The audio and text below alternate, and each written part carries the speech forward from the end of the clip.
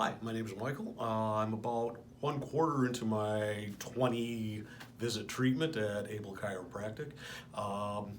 Brief history on it. My knee decided, well, I've gone through the ACL, MCL repair.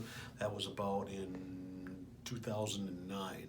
I'm a runner. I was running on it, training for marathons. At about 2012, I decided it's not going to work anymore.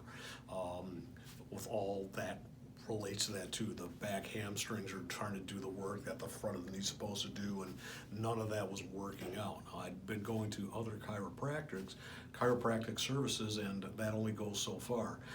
Able Lifestyle has the most powerful laser in the state, and I'm figuring I got to give this a try before I resort to surgery.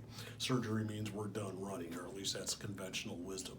So like I said, I'm a quarter way through. The first quarter of my therapy is done. I'm noticing way more mobility in my knee. The back hamstrings aren't tightening it up anymore. There's still a little pain in there, but it doesn't kick in until my leg is bent back much further, and I can sustain that now. So I know this is working. It's starting to have an effect, and I'm real positive about the next 3/4 of the way from here on out.